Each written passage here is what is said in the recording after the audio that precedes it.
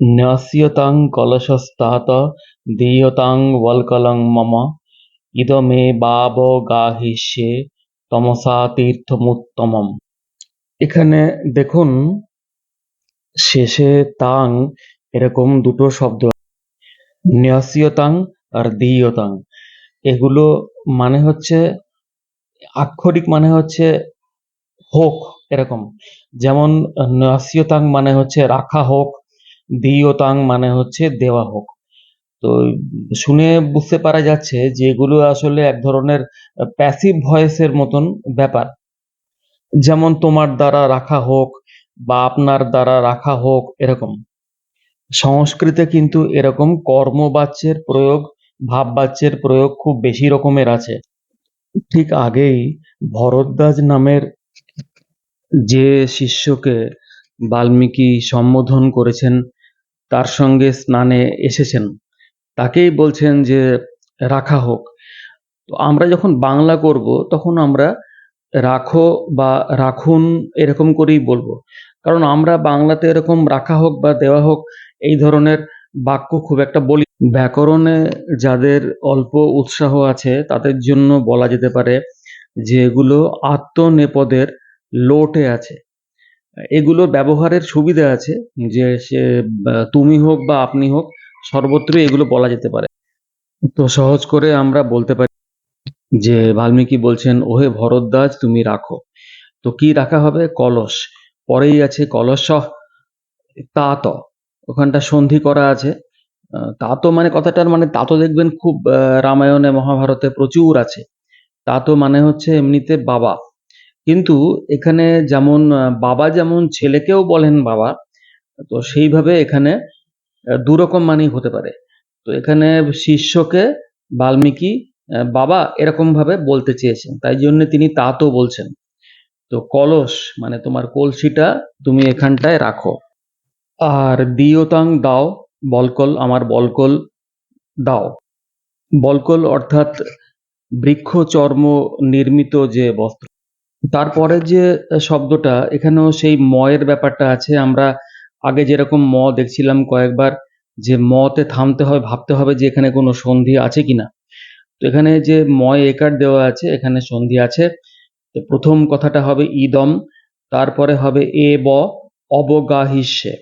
তো এখানে আমরা অবগাহন করব এরকম মানেটা এখানে বলতে চেয়েছেন। এখানে মানে কোথায়? তমসা তীর্থম উত্তমম, এখানেও ময় হস্যও আছে। আগের বারে ময় একার ছিল, ওখানেও ময় হস যুক্ত এ এরম করে ভেঙেছিলাম। এখানেও ময় হস্যও আছে, এখানেও ময় হস যুক্ত উ এরকম করে আমরা ভাঙব। তো সন্ধি ভাঙলে হবে তা তমসা তীর্থম উত্তমম।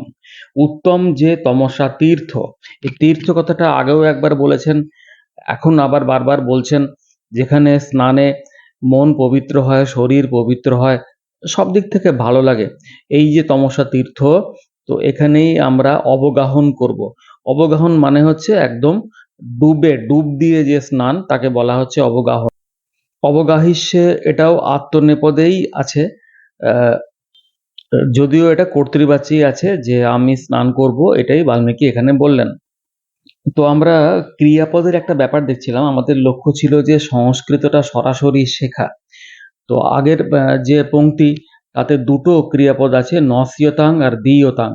নস্যতাং দাও, এই নস্যতাং রাখো, এবং দীয়তাং হচ্ছে দাও। তো কি রাখবে? কলস, এবং দাও হচ্ছে বলকল, এই দুটো ক্রিয়াপদ গেল। আর পরের ক্রিয়াপদটা হচ্ছে অবগাহিষ্যে, মানে স্নান করব। এর পরের যে শ্লোকটা, যেটা এখানে ৭ মানে সপ্তম শ্লোক, এব মুক্ত ভরদ্বাজ বাল্মীকেন মহাত্মনা প্রাযচ্ছত মুনেস্তস্য বলকলং নিয়ত গুরু। তো শ্লোক থেকে সংস্কৃত কে বোঝার একটা উপায় হচ্ছে শব্দগুলো পরপর প্রথম থেকে পরপর দেখা। যেমন এখানে এবম উক্ত, এখানে মহস্য আছে, তাহলে এবম তারপরে উক্ত তারপরে ভরদ্বাজ, এরকম করে আমরা মানেগুলো দেখতে পারি। আরেকটা উপায় হচ্ছে যে ক্রিয়াপদটা খুঁজে আগে বের করা, এবং তার কর্তাকে, তার কর্ম কোথায়, তার করণ বা অন্যান্য কারকগুলোকে আমরা চেষ্টা করতে পারি বোঝার, এরকম করেও বুঝতে পারা যায়। তো আপনি আস্তে আস্তে দুভাবেই চেষ্টা করবেন যাতে করে ধরতে পারেন, তাহলে শ্লোকগুলোকে বোঝা সহজ হবে। তো এখানে আমরা ক্রিয়াপদটা আগে দেখতে পারি। এখানে ক্রিয়াপদটা আছে দ্বিতীয় পংক্তিতে প্রাযোচ্ছত এইটা। এখন কথা হচ্ছে যে দ্বিতীয় পংক্তিতে এই যে ক্রিয়াপদ সেটা আমি কি করে চিনলাম? এটা আপনার মনে হতে পারে যে আপনি কি করে নতুন ক্রিয়াপদ কি করে চিনবেন?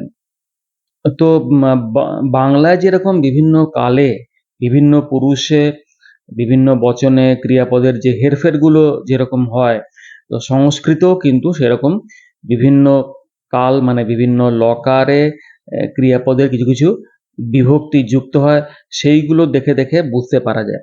এই যে প্রাযোচ্ছত শেষে যে তটা আছে, এই ত কিংবা আপনার তি ত সন্ধি এগুলো আপনি যারা সংস্কৃত জানেন না, যারা সেভাবে পড়াশোনা হয়তো করেননি খুব একটা, তারাও জানেন। এরকম নানা রকম চিহ্ন আছে, চিহ্নগুলো আমি আস্তে আস্তে বলতে বলতে যাবো এরপর, তো যেখান থেকে ক্রিয়াপদগুলো সহজে চিনতে পারা যায়। তো এখানে এই প্রাযোচ্ছত এইটা এই তটা থাকার জন্য এখানে এটা ক্রিয়াপদ বলে আমরা মোটামুটি বুঝতে পারি। তো যচ্ছ এটা দেওয়া অর্থে হয়, তাহলে প্রাযোচ্ছত মানে দিলেন। আমরা এখানে উল্টো ভাবে করছি, মানে ক্রিয়াপদ থেকে বিভিন্ন ভাবে করতে হবে আমাদের, বিভিন্ন ভাবে ঘুরিয়ে ফিরিয়ে পারমুটেশন কম্বিনেশন করে করে আমাদের সংস্কৃত শ্লোকগুলোকে একদম বুঝে নিতে হবে। তাহলে কে দিলেন, এর উত্তর বার করতে হবে। সেটাই হবে এই বাক্যের কর্তা। তো সে কর্তা সাধারণভাবে প্রথমাতেই থাকে।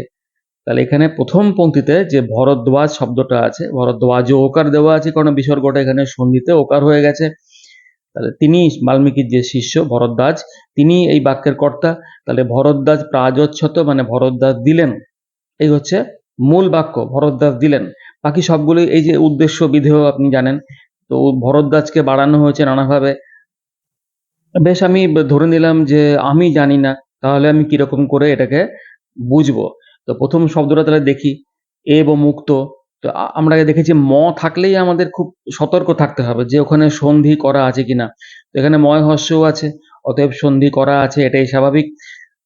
এটাকেও সন্ধি আমরা যদি ভাঙি তাহলে হবে এবং প্রথমে ময় হস, তারপরে হস্য উকার ছিল, ওই হস্য উকারটি গোটা উ হয়ে যাবে, তাহলে উক্ত এরম হবে।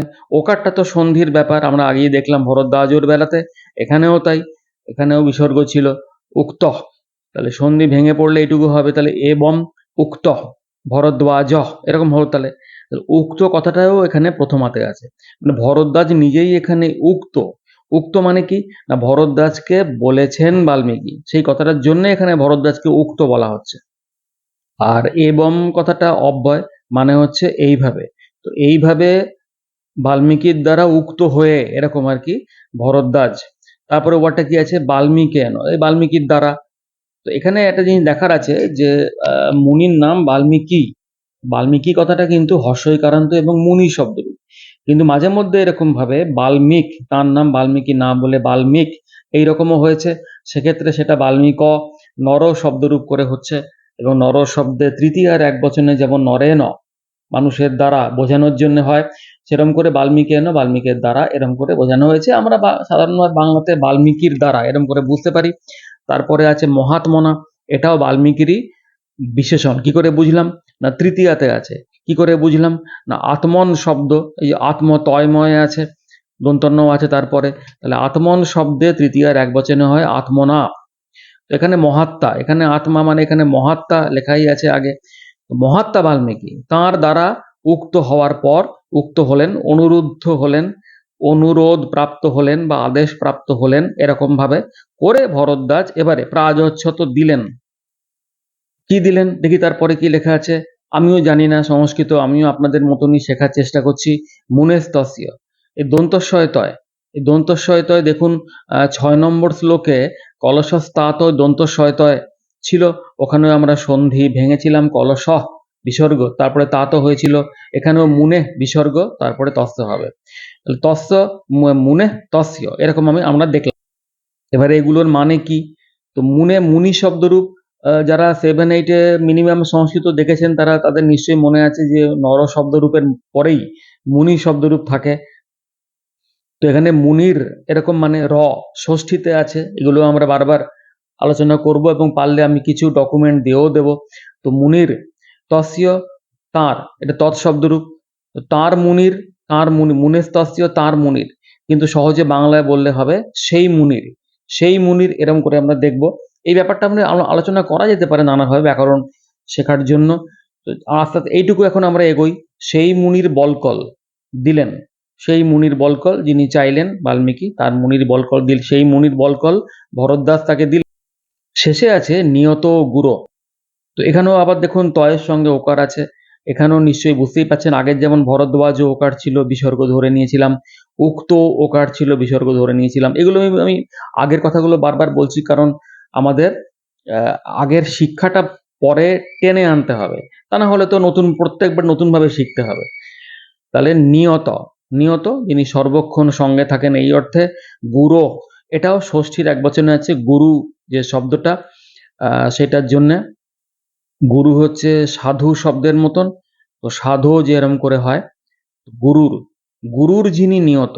তো নিয়ত কথাটা বিসর্গ মানে প্রথম আর একবচনে আছে, ফলে এটা কিন্তু সেই ভরদ্বাজ, তারই বিশেষণ। ভরদ্বাজের একটা বিশেষণ ছিল উক্ত, যেটা প্রথমে ছিল, পরে আবার এলো নিয়ত, এটাও ভরদ্বাজেরই বিশেষণ। তাহলে প্রথম থেকে কি দাঁড়াচ্ছে, তাহলে এইভাবে উক্ত হলেন ভরদ্বাজ বাল্মীকির দ্বারা। উক্ত হয়েছেন কিন্তু আগের শ্লোকে সেই কথাটা, যে তুমি আমার বলকল নিয়ে এসো, এখানেই আমি স্নান করব, এই যে ব্যাপারটা।